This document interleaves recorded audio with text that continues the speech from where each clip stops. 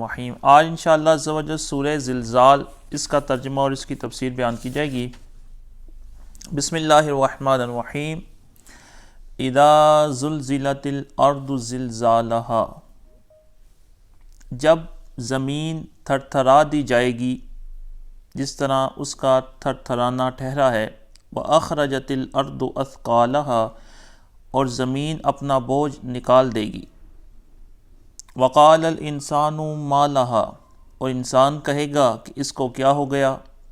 يَوْمَئِذٍ تُحَدِّثُ أَخْبَارَهَا، اس دن زمین اپنی خبریں بیان کرے گی۔ بِأَنَّ رَبَّكَ أَوْحَىٰ لَهَا، کہ اس کے رب نے اسے حکم دیا ہے۔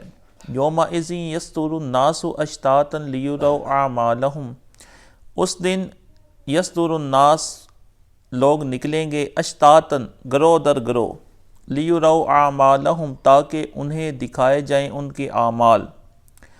فَمَن يَعْمَلْ مِثْقَالَ ذَرَّةٍ خَيْرًا يَرَهُ، تو جو ایک ذرے برابر بھی نیکی کرے گا یرا، وہ اس کو دیکھے گا۔ وَمَن يَعْمَلْ مِثْقَالَ ذَرَّةٍ شَرًّا يَرَهُ، اور جو ایک ذرے برابر بھی برائی کرے گا وہ اس کو بھی دیکھے گا۔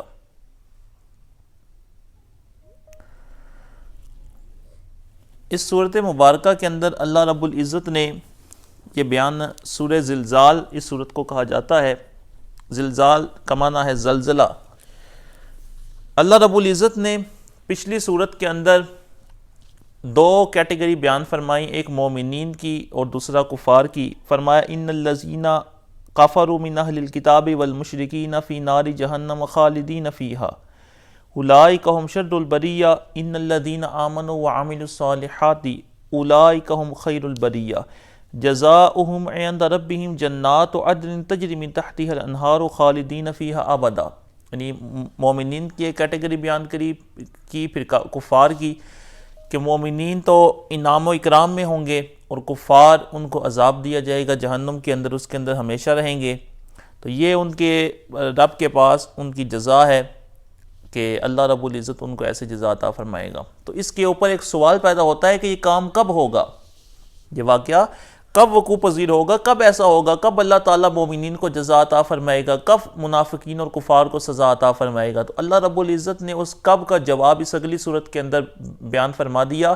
فرمایا اذا زلزلت الارض زلزالہا، اس وقت جب زمین تھر تھرا جائے گی، جیسا کہ اس کا تھر تھرانا لکھا ہوا ہے، جیسا کہ اسے تھر تھرانا چاہیے۔ یعنی جب زمین تھر تھرائے گی تو زمین کا تھر تھرانا، زمین کا زلزلہ وہ ایسا زلزلہ نہیں ہوگا جیسے تم دنیا کے اندر زلزلے دیکھتے ہو، وہ بڑا خوفناک زلزلہ ہوگا، کیونکہ اللہ رب العزت نے آگے زلزال مصدر ذکر فرما کے اس بات کو پختہ کر دیا کہ وہ زلزلہ کوئی عام زلزلہ نہیں ہوگا، وہ زمین کا تھر تھرا جانا کوئی عام تھر تھرانا نہیں ہوگا، بلکہ وہ بہت سخت زلزلہ ہوگا۔ وہ کیا ہوگا؟ وَأَخْرَجَتِ الْأَرْضُ أَثْقَالَهَا، یہ تو تم نے دیکھا ہے کہ زمین میں زلزلہ آتا ہے، زمین تھر تھرا جاتی ہے، اپنی جگہ سے ہل جاتی ہے، لیکن وہ ایسا دن آنے والا ہے وَأَخْرَجَتِ الْأَرْضُ أَثْقَالَهَا، اس دن زمین اپنا بوجھ نکال کر باہر پھینک دے گی۔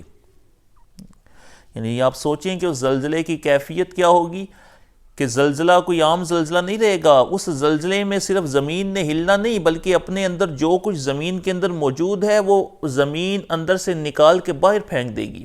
وہ کیوں پھینکے گی؟ کیوں؟ اثقال یہ دراصل سکل سے نکلا ہے، سکل کا معنی ہے بوجھ۔ اب زمین کے اندر تو دو قسم کے بوجھ ہیں، زمین میں انسان بھی دفن ہیں، زمین میں جانور بھی ہیں، زمین کے اندر خزانے بھی چھپے ہوئے ہیں۔ تو اللہ رب العزت نے اثقال ذکر فرما کر، بوجھ ذکر فرما کے ان تمام چیزوں کو بیان فرما دیا کہ جو کچھ زمین کے اندر موجود ہے۔ یہ نہیں فرمایا کہ زمین انسانوں کو باہر نکال کے پھینک دے گی، یا جانوروں کو باہر نکال کے پھینک دے گی، یا خزانوں کو باہر نکال دے گی۔ اللہ رب العزت نے ارشاد فرمایا کہ جو کچھ زمین کے اندر موجود ہے، جو بوجھ زمین کے اندر موجود ہے، وہ سارا بوجھ زمین اپنے اندر سے نکال دے گی۔ سکل کا لفظ ویسے بولا جاتا ہے، انسانوں پر بھی اس کا اطلاق کیا گیا ہے، جنات پر بھی اس کا اطلاق کیا گیا ہے، اور باقی کنوز، اس کے علاوہ ہر قسم کی وہ چیز جو ویٹ رکھتی ہے، جس کا کوئی وزن ہے، اس کے اوپر ثقل کا اطلاق کیا جاتا ہے۔ بلکہ ثقلین تو انسانوں اور جنات کو ہی کہا جاتا ہے۔ ثقلین ان کو اسی وجہ سے کہا جاتا ہے کہ یہ دونوں، ان کا بوجھ ہوتا ہے، ان کا ویٹ ہوتا ہے، ثقلین۔ اس کی ایک وجہ یہ بھی بیان کی گئی ہے کہ جب تک انسان زمین کے اوپر ہے، تو اب وہ زمین کے لیے بوجھ ہے، یعنی جب تک انسان، اور جب انسان زمین کے اندر چلا گیا تو اب زمین اس کے اوپر بوجھ بن جاتی ہے۔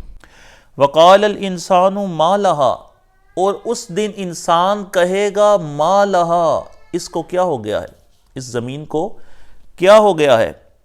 اگر تو اس انسان سے مراد مومنین ہیں تو اس کا مطلب یہ ہے کہ مومنین تو اللہ رب العزت کی شان اور عظمت کو دیکھ کے کہیں گے کہ یہ کیا ہو گیا ہے۔ ان کو اس بات پہ یقین تو ہوگا کہ یہ کرنے والا اللہ ہے، لیکن اس کام کی کیفیت کو دیکھ کر، اس کی عظمت کو دیکھ کر وہ یہ پکار اٹھیں گے کہ یہ کیا ہو گیا ہے، اور کفار تعجب کے لیے پکاریں گے کہ یہ کیا ہو گیا ہے۔ یعنی ان کو اس بات کا یقین ہی نہیں تھا کہ ایسا بھی ہو جانا ہے، لیکن ایسا واقعہ پیش آ گیا تو کفار یہ کہیں گے کہ ما لہا، اس زمین کو کیا ہو گیا ہے۔ تو اگر انسان صرف کفار مراد ہوں تو معنی یہ بنے گا کہ وہ تعجب کے طور پر، کہ انہیں یقین ہی نہیں تھا کہ ایسا ہونا ہے اور ہو گیا، تو وہ کہیں گے کہ اس کو کیا ہو گیا۔ ایسا کہ کوئی بھی ایک ایسا واقعہ پیش آ جاتا ہے جو کہ انسان سمجھتا ہے کہ متوقع، اس کو اس بات کی توقع نہیں ہوتی کہ یہ واقعہ وقوع پذیر ہو جائے، لیکن جب وہ واقعہ وقوع پذیر ہو جاتا ہے تو عمومی طور پر انسان کی زبان سے لفظ نکلتا ہے کہ یہ کیا ہو گیا ہے۔ زلزلہ بھی آ جاتا ہے تو ہم دیکھتے ہیں کہ عمومی طور پر جو لوگوں کا پہلا لفظ ہوتا ہے وہ یہی ہوتا ہے کہ یہ کیا ہو گیا ہے، اگرچہ ان کو پتہ ہوتا ہے کہ زلزلہ آ گیا ہے، لیکن ان کی زبان سے یہ الفاظ ضرور نکلتے ہیں۔ ایک دوسرے سے پوچھتے ہیں کہ یہ کیا ہو گیا ہے، اب آگے والا کہتا ہے کہ زلزلہ آ گیا ہے، تو معلوم تو اس کو بھی ہوتا ہے زلزلہ آ گیا ہے، لیکن ایک بے اختیاری طور پر، بغیر اختیار کے انسان کی زبان سے ایسے الفاظ نکلتے ہیں جو کہ تعجب کے اوپر دلالت کرتے ہیں۔ تو اللہ رب العزت نے یہی ذکر فرمایا کہ اس دن بھی انسان کہے گا کہ ما لہا، اس کو کیا ہو گیا ہے۔ یومئذ تحدث اخبارہا، اس دن زمین بیان کرے گی اپنی خبریں۔ اللہ رب العزت نے ذکر فرمایا کہ اس دن زمین اپنی خبریں بیان فرمائے گی۔ یا تو زمین کا خبریں بیان کرنا یہ حقیقتاً ہے کہ زمین واقعی حقیقتاً اللہ رب العزت اس کو زبان عطا فرمائے گا، وہ اپنی خبریں بیان کرے گی، وہ بیان کرے گی جو کچھ اس کے اوپر کیا گیا، جس نے اس کے اوپر جو گناہ کیا ہے، جو ہاتھوں سے گناہ کیا، پاؤں سے گناہ کیا، جو چل کے اس کے اوپر گناہ کیا، جو کچھ اس زمین پہ رہنے والوں نے اس زمین کے اوپر کیا ہے، اللہ رب العزت بروز قیامت اسی زمین کو قوت گویائی عطا فرمائے گا۔ وہ زمین اپنی اس قوت گویائی کے ساتھ اللہ رب العزت کی بارگاہ کے اندر سارا کچھ بیان کر دے گی کہ جو کچھ اس کے اوپر کیا گیا، جو گناہ، جو قتل و غارت، جو چوری، جو دھوکہ، جو فرار، جو رشوت، جو کرپشن، جو کچھ اس زمین کے اوپر ہوتا رہا، وہ سارا زمین کھول کے بیان کر دے گی۔ یہاں تو اس کا معنی یہ بیان کیا گیا ہے، اور حدیث پاک کے اندر بھی یہ ملتا ہے کہ زمین بروز قیامت شکوہ کرے گی، شکایت کرے گی، بیان کرے گی۔ اور دوسری آیت کریمہ کے اندر آتا ہے نا، یوم یحشر اعداء اللہ الی النار فہم یوزعون حتی اذا ما جاؤوها شہد علیہم سمعہم وابصارہم وجلودہم بما کانوا یعملون وقالوا لجلودہم لما شہدتم علینا قالوا انطقنا اللہ الذی انطق کل شیء وہو خلقکم اول مرہ، کہ جب مجرمین بروز قیامت لائے جائیں گے اللہ رب العزت کی جب جہنم کی طرف لائے جائیں گے تو وہ چیخ چلا رہے ہوں گے، حتی اذا ما جاؤوها شہد علیہم سمعہم، تو جب آ جائیں گے اس کے اوپر، جب جہنم کے اوپر پیش کر دیے جائیں گے تو ان کے شہد علیہم سمعہم، سب سے پہلے ان کے کان ان پر گواہی دیں گے، وابصارہم، اور ان کی آنکھیں ان پر گواہی دیں گی، وجلودہم، اور ان کی جلدیں بھی ان پر گواہی دیں گی، بما کانوا یعملون، باوجہ اس کے جو کچھ وہ کیا کرتے تھے۔ یعنی انسان کی سماعت، انسان کی آنکھیں، انسان کی جلد، یہ 3 چیزیں اللہ رب العزت نے خصوصی طور پر ذکر فرمائی۔ سب سے پہلے سماعت کو ذکر فرما دیا، سب سے پہلے سماعت کو ذکر فرما دیا کہ انسان سب سے پہلے اس سننے کے ساتھ ہی کام لیتا ہے، سب سے پہلے سماعت ہوتی ہے، پھر کسی کام کو سر انجام دیتا ہے، کسی کام کو سنتا ہے، اس کے سننے کے ساتھ اس کے ذہن نشین ہوتا ہے، قلب و دماغ میں جاتی ہے بات، پھر وہ اس کام کو سر انجام دیتا ہے۔ سمعہم و ابصارہم، پھر آنکھوں کو ذکر فرمایا کہ انسان آنکھ کے ذریعے بہت زیادہ گناہ کرتا ہے، اور جلود کے ذریعے اللہ رب العزت نے جلد کو ذکر فرما کے انسان کے جسم کو بھی ذکر فرما دیا کہ وہ جسم ہی اس کام کا سبب بنتا ہے، اس برائی کا سبب بنتا ہے، تو اللہ رب العزت نے اس کو ذکر فرما دیا۔ وَقَالُوا لِجُلُودِهِمْ لِمَ شَهِدتُّمْ عَلَيْنَا، وہ اپنی جسموں کو کہیں گے، اپنی جلدوں کو کہیں گے کہ تم ہمارے خلاف گواہی کیوں دے رہے ہو، یعنی تم ہمارے خلاف گواہی کیوں دے رہے ہو۔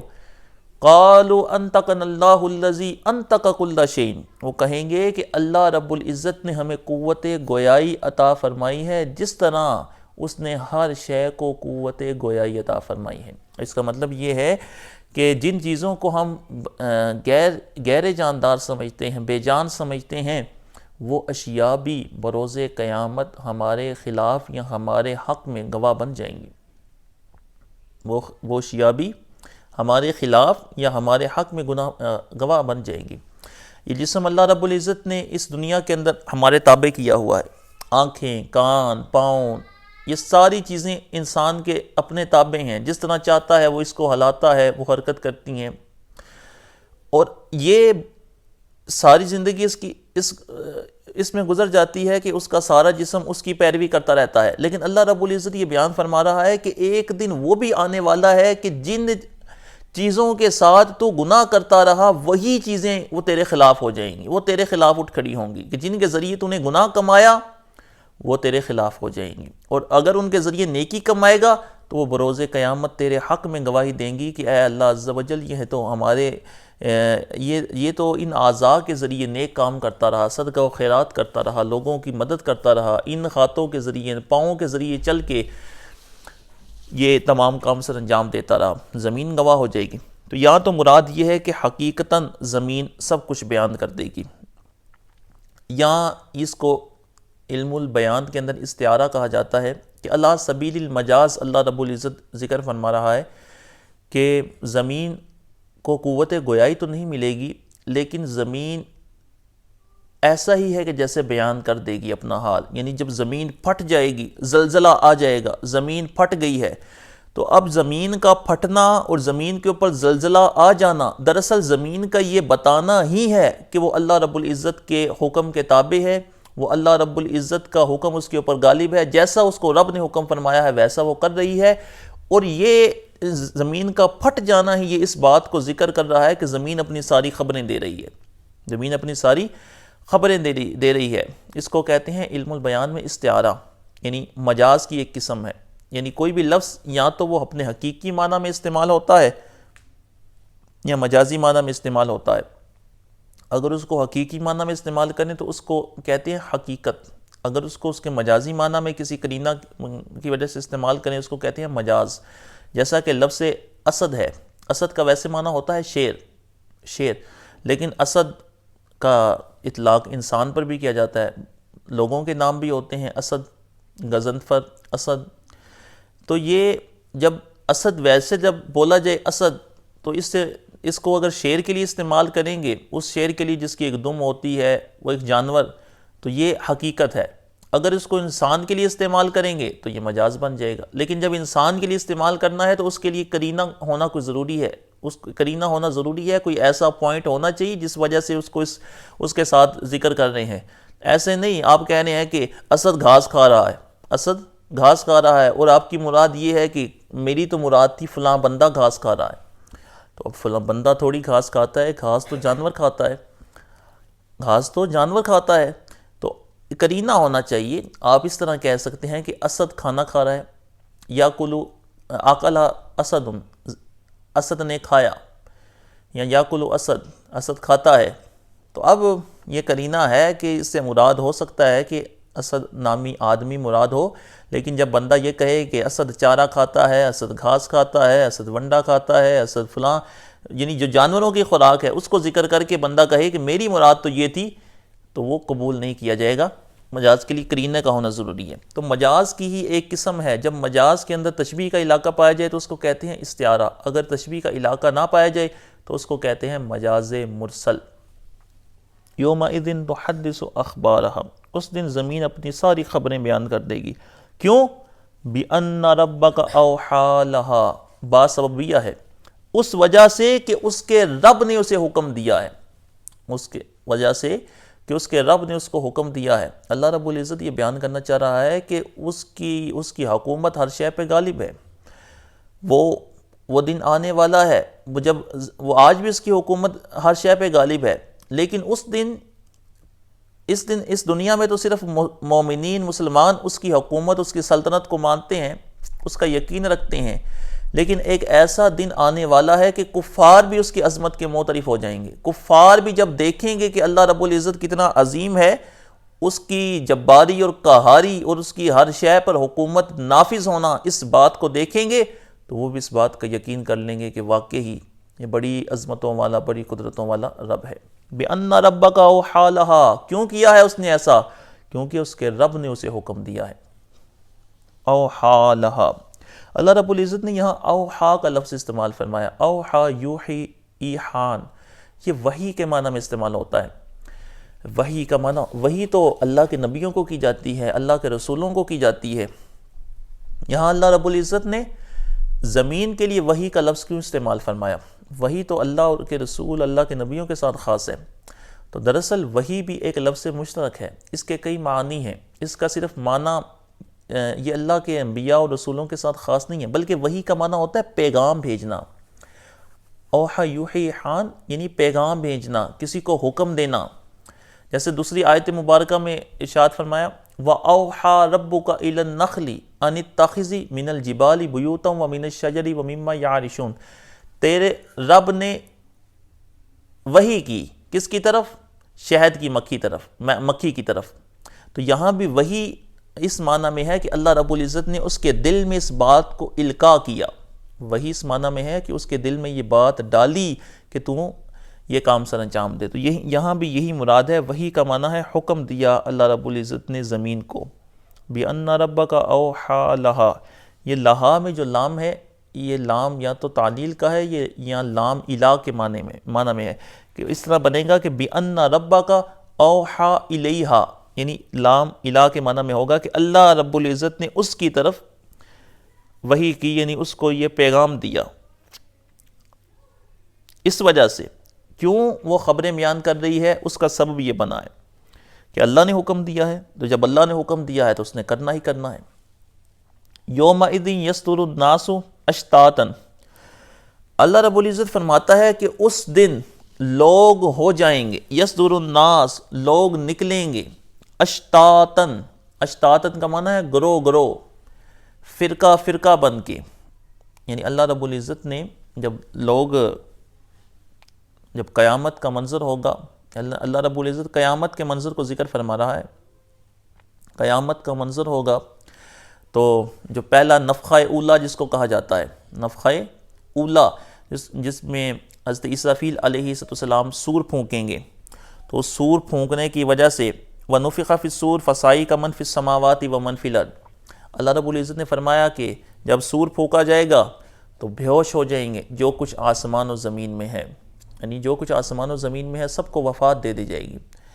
ثُمَّ نُفِخَ فِيهِ أُخْرَىٰ فَإِذَا هُمْ قِيَامٌ يَنظُرُونَ، یعنی جب سور پھونکا جائے گا تو آسمان اور زمین والے بے ہوش ہو جائیں گے، اور اللہ رب العزت اس کے بعد حضرت اسرافیل علیہ السلام کو بھی وفات دے گا، پھر ان کو زندہ فرمائے گا، پھر وہ سور پھونکیں گے۔ ثُمَّ نُفِخَ فِيهِ أُخْرَىٰ فَإِذَا هُمْ قِيَامٌ يَنظُرُونَ، پھر جب دوسری مرتبہ سور پھونکا جائے گا تو سارے لوگ اٹھ کے کھڑے ہو جائیں گے اور میدان معاشر کی طرف بھاگنا شروع کر دیں گے۔ تو اللہ رب العزت نے اسی قیامت کے منظر کو ذکر فرمایا۔ حدیث پاک کے اندر آتا ہے کہ اللہ کے رسول علیہ السلام نے اس ایک حدیث کے اندر آتا ہے کہ یہ حدیث پاک ربع قرآن کے برابر، یعنی قرآن کے چوتھائی حصے کے برابر ہے۔ اس کی مفسرین نے توجیہ بیان کی ہے کہ اللہ کے رسول علیہ السلام نے اس صورت کو چوتھائی قرآن کے برابر اس وجہ سے قرار دیا کہ قرآن مجید کے جو 4 اہم مباحث ہیں ان میں سے ایک بحث اس صورت کے اندر موجود ہے۔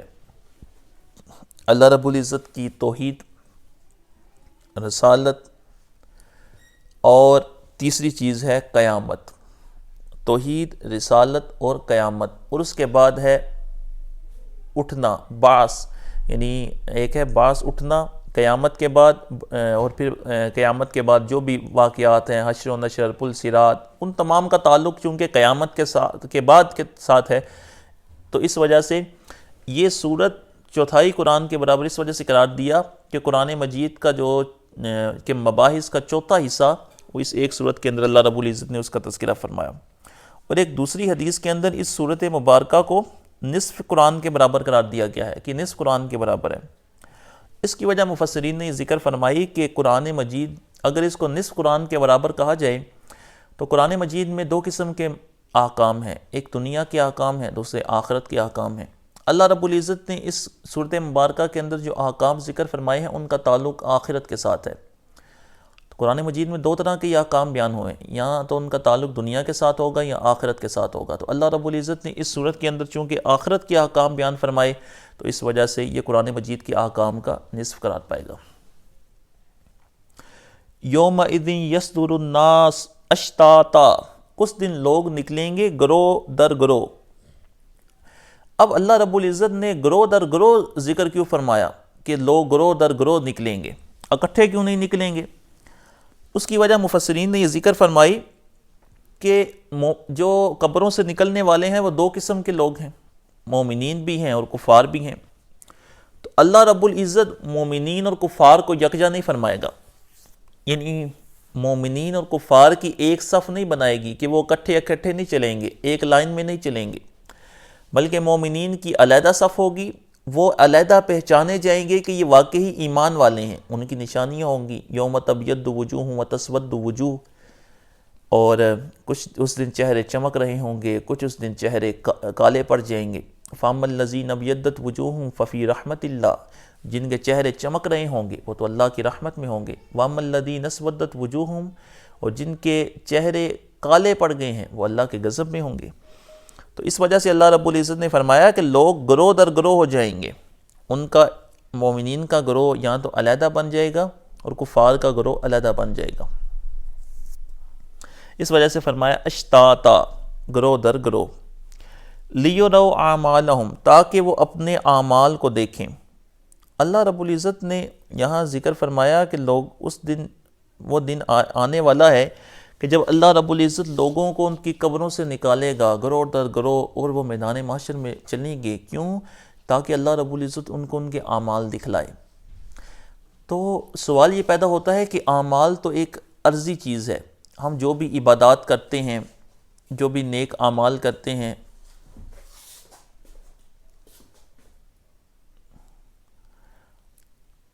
ہم جو بھی عبادات کرتے ہیں، جو بھی نیک عمل کرتے ہیں، اللہ رب العزت نے فرمایا لیروا اعمالہم، ان کو ان کے اعمال دکھائے جائیں گے۔ تو اعمال تو ایک عرضی چیز ہے، نظر تو نہیں آتے کہ مثال کے طور پہ میں نماز پڑھی ہے، یا میں نے صدقہ دیا ہے، میں نے زکوٰۃ دی ہے، میں نے حج کیا ہے، تو یہ میرا عمل ہے، مجھے نظر آ جائے کہ یہ میرا عمل سامنے میرے پڑا ہوا ہے۔ تو یہ تو اعراض ہیں، ان کا تعلق تو مشاہدے کے ساتھ نہیں ہے، بلکہ یہ تو اللہ رب العزت کو معلوم ہے۔ تو اللہ رب العزت نے یہ فرمایا کہ ان کو ان کے اعمال دکھائے جائیں گے۔ اس کے مفسرین نے ایک وجہ تو یہ بیان فرمائی ہے کہ یہاں تو اعمال دکھائے جانے سے مراد یہ ہے کہ اللہ رب العزت ان کو ان کے اعمال کا اجر دکھائے گا، یعنی ان کے اعمال پہ جو ان کو انعام دیا جائے گا، جو ریوارڈ دیا جائے گا، اللہ رب العزت ان کو وہ اجر عطا فرمائے گا تاکہ وہ ان اعمال کا اجر دیکھیں۔ اگر نیک ہوں گے، نیک لوگ ہوں گے تو ان کے اعمال کا اجر اچھا ہوگا، ان کو جنت کی نعمتیں سے لطف اندوز ہوں گے، تو وہ ان کے اعمال کا اجر ہے، تو وہ اس کو وہ دیکھیں گے۔ اور کفار ہیں، منافقین ہیں، تو وہ اپنے اعمال کا اجر یہ دیکھیں گے کہ جو دنیا کے اندر برائیاں کی، جو کفر کیا، اس کا جو صلہ ہے، اس کا جو شر ہے، وہ دیکھیں گے، اس کا اجر وہ پائیں گے۔ تو اللہ رب العزت نے یہ ذکر فرمایا۔ ایک وجہ تو یہ بیان فرمائی کہ اعمال کا اجر مراد ہے۔ دوسری وجہ یہ ہے کہ یہاں اس کا معنی یہ ہے کہ اللہ رب العزت اعمال کو بھی نورانی یا ظلمانی صورت عطا فرما دے گا، کہ جس نے خیر کے اعمال کیے ہیں اس کے وہ اعمال وہ نورانی صورت اختیار کر جائیں گے، اس نورانی صورت کے اندر اس کو نظر آئیں گے کہ واقعی دنیا کے اندر میں یہی اعمال کرتا رہا ہوں، اور وہ اپنے سامنے ان تمام اعمال کو دیکھے گا، وہ خوش ہو جائے گا کہ دنیا کے اندر میں نے اعمال کیے ہیں۔ اس دنیا کے اندر جتنے بھی انسان پائے جاتے ہیں، جو کچھ بھی پایا جاتا ہے، وہ 10 چیزوں سے خالی نہیں ہے۔ سب سے پہلی چیز ہے جوہر، پھر ہے عرض، کیف، متاع، کم، آئینہ۔ یہ ان میں سے جو مین 2 چیزیں ہیں وہ ہیں جوہر اور عرض۔ جوہر کا معنی ہوتا ہے کہ وہ شے جس کا قیام بنفس ہی ہو، جیسے انسان ہے، انسان ایک جوہر ہے، اس کا یہ اپنی ذات کی وجہ سے قائم ہے۔ انسان کھڑا ہوا ہے، اس انسان کو دیکھ سکتے ہیں، سورج ہے، چاند ہے، ستارے ہیں، یہ میں اس کمرے میں بیٹھا ہوں، اتنی بھی میرے قریب چیزیں پڑی ہیں، سب کا تعلق جوہر کے ساتھ ہے کہ ان کو بندہ دیکھ سکتا ہے۔ لیکن ایک ہوتی ہے عرض۔ عرض وہ چیز ہے کہ جو جوہر کے اندر موجود ہے لیکن اس کا مشاہدہ نہیں کر سکتا۔ جیسے انسان، ساری مخلوق وہ جوہر کے قبیل سے ہے، اور انسان کے اندر پائی جانے والی صفات وہ اعراض کے قبیل سے ہیں۔ کوئی سخی ہے، کوئی بخیل ہے، کوئی عالم ہے، کوئی جاہل ہے، کوئی پرہیزگار ہے، کوئی گناہگار ہے۔ یہ تمام صفات جو لوگوں کے اندر پائی جاتی ہیں، تمام صفات کا تعلق اعراض سے ہے۔ تو اعمال بھی جو ہم کرتے ہیں، اچھے اعمال کریں یا برے اعمال کریں، کوئی چوری کرتا ہے، ڈاکہ ڈالتا ہے، کسی کو دھوکہ دیتا ہے، کسی سے فراڈ کرتا ہے، کوئی رشوت کھاتا ہے، تمام جو برائیاں ہیں ان تمام کا تعلق دیکھنے کے ساتھ نہیں ہے، ان تمام کا تعلق دیکھنے کے ساتھ نہیں ہے کہ ہم ان کو دیکھ سکیں کہ یہ میں نے فلاں برا عمل کیا ہے، اب مجھے نظر آ گیا ہے کہ میں نے یہ برا عمل کیا، کیونکہ ان کا تعلق اعراض سے۔ لیکن اللہ رب العزت انہی اعراض کو بروز قیامت وہ نورانی یا ظلمانی شکل عطا فرما دے گا کہ بندہ اپنے سامنے ان اپنے اعمال کا مشاہدہ کرے گا کہ دنیا کے اندر میں یہ کرتا رہا ہوں۔ یہاں اس کا معنی یہ ہے فَمَن يَعْمَلْ مِثْقَالَ ذَرَّةٍ خَيْرًا يَرَهُ، تو پس جو کرے گا مثقال ذرۃ، ایک ذرے برابر بھی بھلائی، یرا، وہ اس کو دیکھے گا۔ یہ اللہ رب العزت نے اس آیت مبارکہ کے اندر بیان فرما دیا کہ جو ایک ذرے برابر بھی نیکی کرے گا وہ اس کو دیکھے گا۔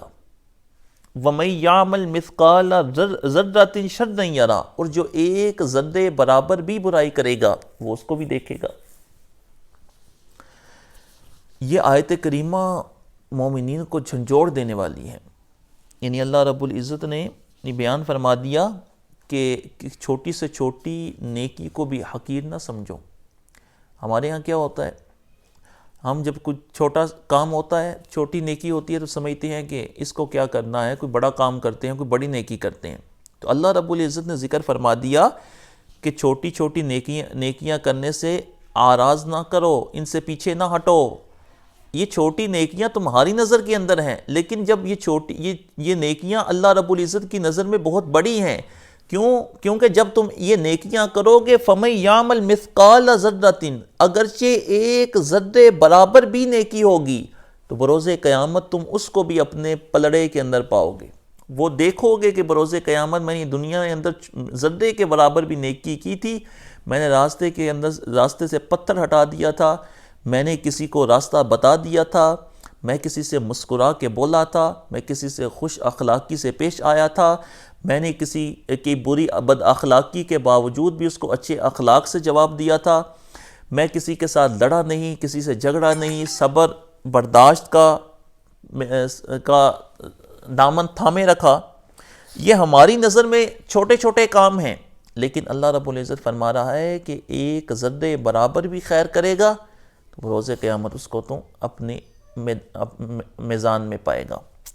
یہ تو مومنین کو کے انعام کو بڑھانے والی ہے کہ اس آیت سے مبارکہ سے یہ پتہ لگ گیا مومنین کو کہ اللہ رب العزت مومنین کو اجر کو ضائع نہیں فرماتا۔ ان اللہ لا یضیع اجر المحسنین، اللہ نیکی کرنے والوں کے اجر کو ضائع نہیں کرتا۔ ایسا نہیں ہے کہ اگر تو اپنی زندگی نیکیوں کے اندر گزار رہا ہے اور تجھ سے اس کے بعد کوئی گناہ سرزد ہو گیا ہے تو اس گناہ کی وجہ سے اللہ رب العزت تیری پچھلی ساری نیکیاں ضائع فرما دے گا. نہیں، اللہ رب العزت صرف کفر کی وجہ سے اعمال کو ضائع فرماتا ہے، اس کے علاوہ تیرے کسی گناہ کی وجہ سے تیری نیکیوں کو ضائع نہیں فرمائے گا. فرمایا ایک ذرے برابر بھی نیکی کر کے آئے گا دنیا کے اندر تو وہ بروز قیامت تو اس کو اپنے رب کی بارگاہ کے اندر موجود پائے گا، اور اس دن جب تم اس کو پائے گا تو خوش ہو جائے گا کہ اس نیکی کو تو میں دنیا میں بہت ہلکا سمجھتا تھا، لیکن آج یہ نیکی بھی میرے کام آ رہی ہے. آج جہاں ایک ایک نیکی کی لوگوں کو حاجت ہے، یہ نیکی بھی میرے کام آ گئی. اس وجہ سے اس آیت کے اندر مومنین کو نیک اعمال کی ترغیب دی گئی ہے کہ چھوٹے چھوٹے کاموں کو بھی سر انجام دیتے رہو، اور برائیاں کرنے والوں کو تنبیہ کر دی کہ ایک ذرے برابر بھی برائی کرے گا تو اس کو بھی اپنے نامہ اعمال کے اندر پائے گا. یہ جھنجھوڑنے والی ہے تاکہ جو نیکی کرنے والا ہے وہ نیکی کے اندر رغبت اختیار کرے، نیکی کرنے والا نیکی کو بڑھا دے، اور جو برائی کرنے والا ہے وہ یہ سوچ کر کہ یہ اگرچہ برائی، یہ کہہ کر نہیں یہ تو چھوٹی سی برائی ہے، یہ تو اتنا برا کام نہیں ہے، تو چھوٹی سمجھ کر برائی کو اگر وہ شخص اس کو کر لیتا ہے تو وہ اس بات کو یاد رکھے کہ بروز قیامت اس برائی کو بھی وہ اللہ رب العزت کی بارگاہ میں دیکھے گا کہ تیرے نامہ اعمال میں وہ موجود ہے.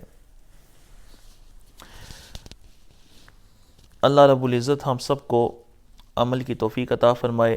آمین بجاہ نبی امین صلی اللہ تعالی علیہ وآلہ وسلم.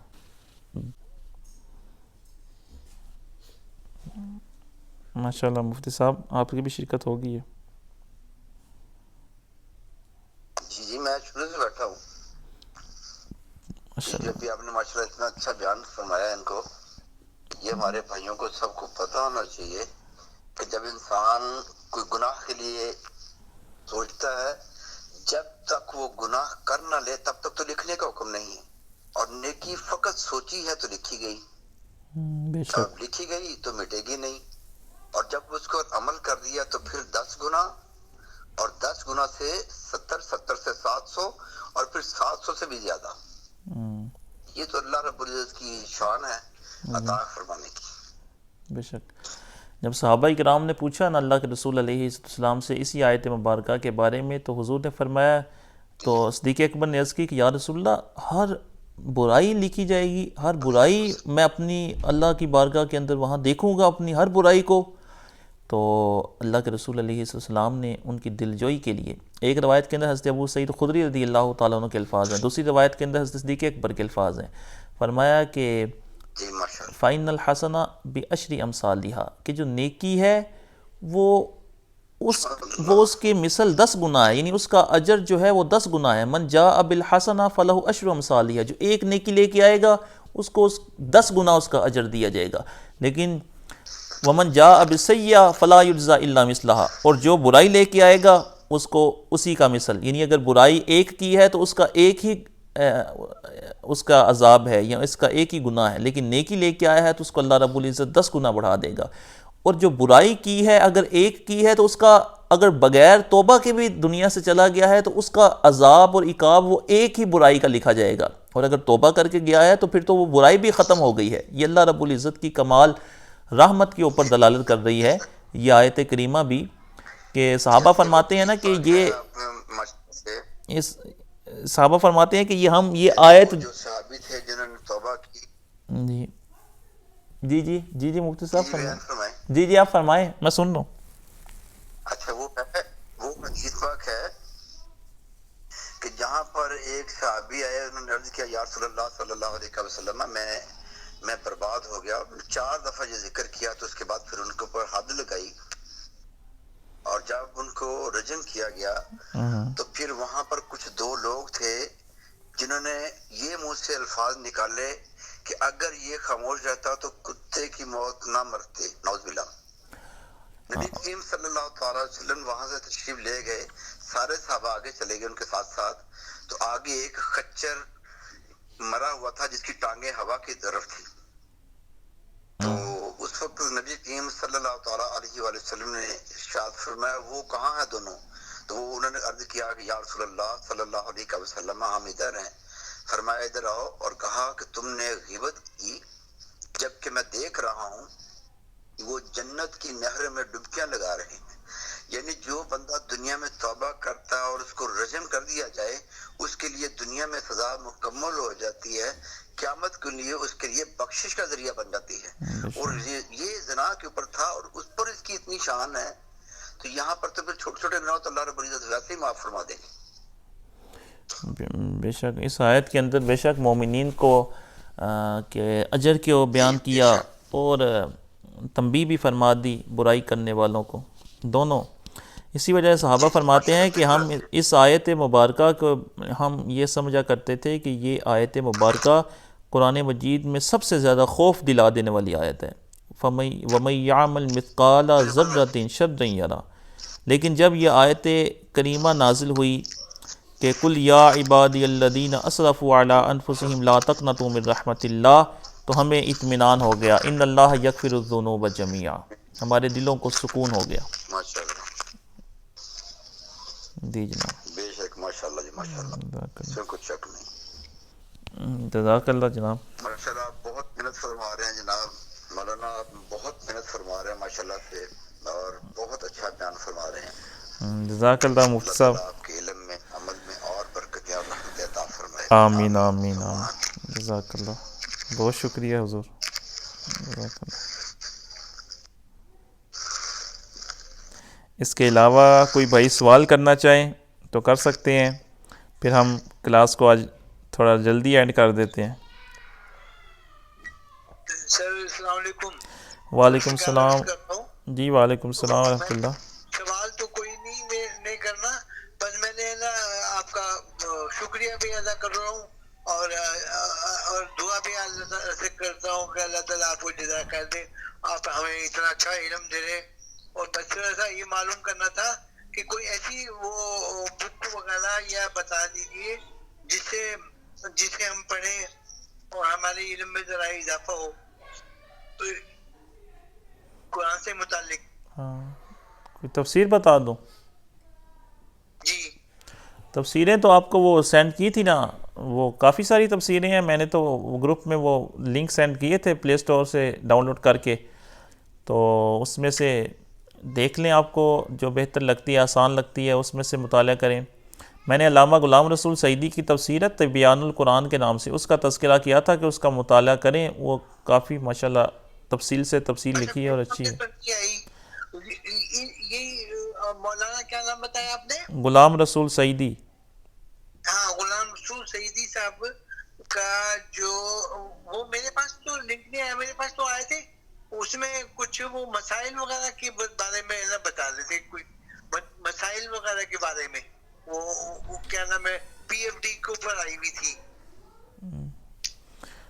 آپ کو ہارڈ کاپی چاہیے کہ پی ڈی ایف چاہیے؟ میں ہارڈ کاپی میں یہاں پہ مل جائے گی مجھے، اگر اب میں کسی سے منگواؤں تو میں منگوا سکتا ہوں، نہیں تو میں پی ڈی ایف پہ لے لوں. بہتر یہ ہے کہ آپ ہارڈ کاپی منگوا کے تبیان القرآن کے نام سے نا، تبیان القرآن کے نام سے وہ منگا لیں. بیان القرآن یا تبیان القرآن؟ تبیان القرآن. اچھا تبیان القرآن وہ منگوا لیں اور اس کو اپنے پاس رکھیں. اچھا زبردست مواد ہے، اس میں مل جائے گی. بڑی مہربانی. جزاک اللہ. اس کے علاوہ بس یہ بڑی مہربانی، بہت شکریہ. بہت شکریہ جی. جزاک اللہ جی. السلام علیکم. وعلیکم السلام ورحمۃ اللہ. اس کے علاوہ کوئی بھائی سوال کرنا چاہیں؟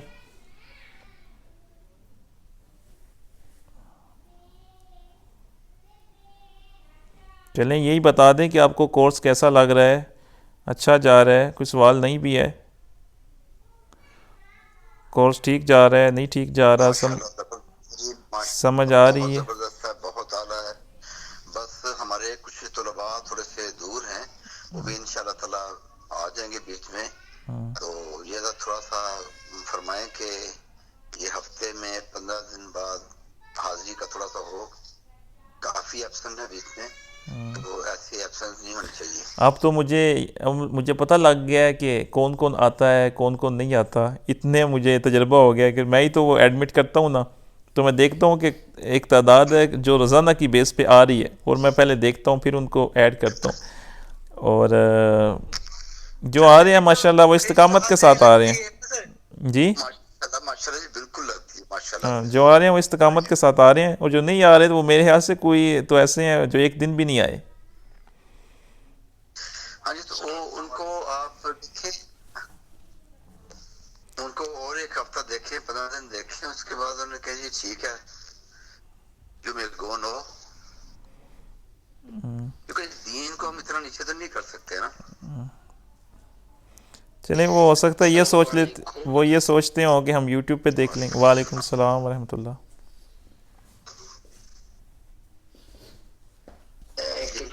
اگر ایسا کر لیا جائے کہ روزانہ حاضری کی ترکیب بن جائے، تو اس سے پتہ چل جائے گا جب کلاس سٹارٹ کریں تو اس سے پہلے حاضری کی ترکیب بن جائے. وہ حاضری کی ترکیب کی ضرورت ہی نہیں حضرت، مجھے ویسے ہی پتہ لگ جاتا ہے کہ کون آ رہا ہے. ہاں، ایک بار جو میں نام دیکھ لوں وہ مجھے بھولتا نہیں ہے.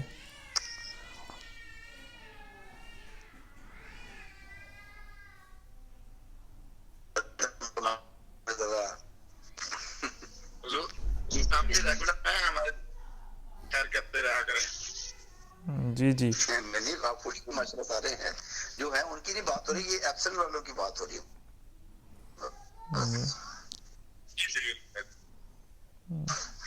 کہ گروپ میں مثلا کافی تعداد میں بھائی جان ہیں، تو یہاں پہ جو ہے نا حاضری بہت کم ہوتی.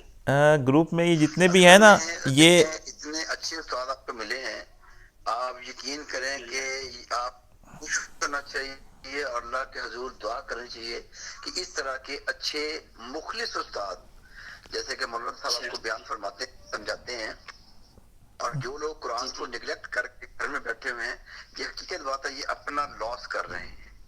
اور قرآن اتنا بے بس نہیں ہے کہ اس کو کسی کی ضرورت ہے، ہم سب کو اس کی ضرورت ہے.